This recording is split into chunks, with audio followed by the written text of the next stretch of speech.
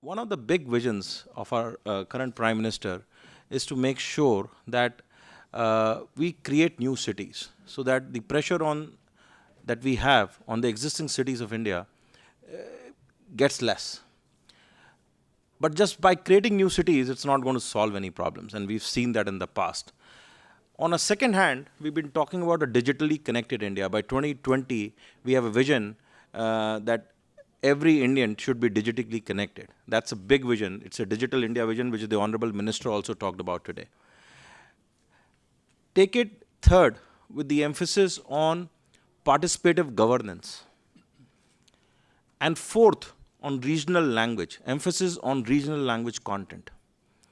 You combine these whole thinking processes and say how one of the new things that we should talk about, which is really waiting to happen in India, are smarter cities. Not smart cities, but smarter cities. And I think that's a very important thing. First of all, set a target for yourself, and can we join all these 4 or 5 things together, along with the fifth very important piece in this, which is the silo-based infrastructure that we've been creating for ages, and make our cities smarter. Make the new cities smarter, and set about an ambitious target of these 100 cities. Because if you don't set a target, there's no goal, you can't achieve anything. So a lot of us can debate whether 100 is achievable or not, but hey, we have given you a target. Most of the things, I should say, not only in smart cities, but a lot of things that we talked about in our manifesto. But this manifesto, you should read, because a lot of it has been actioned in the budget. You see a fine balance between what we talked about in the manifesto and what was announced in the budget. And in the specific area of the smart cities, allocation of about 7,000 plus crores for this fiscal. Mind you, this is a very important thing to note. Let's start spending, right? Now all of us have to get our act together, right? And all of us is the important part. Who are the all of us in this? It's the industry, it's the city administrators, and that's where it gets complicated. The multiplicity of jurisdiction in a city is amazing.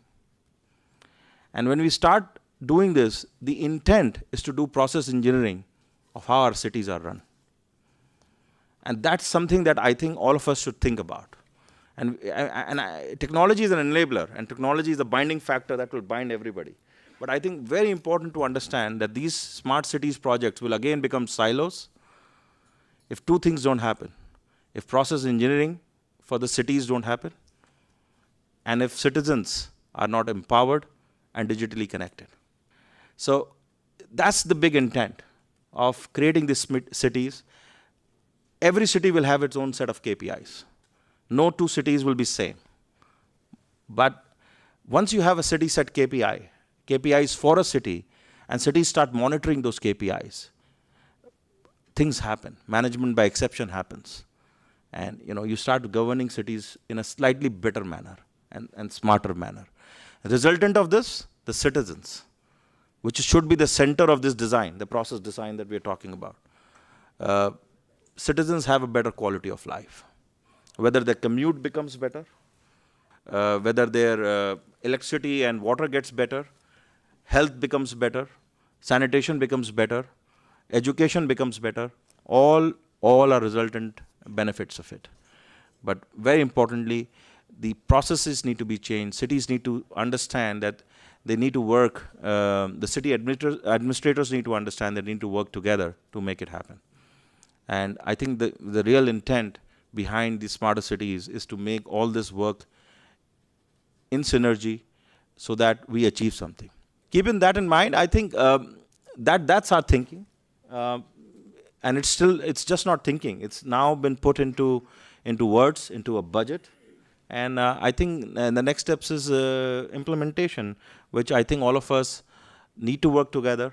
As industry, as public, as citizens of this country, of cities of this country, and as policy makers. So, thank you.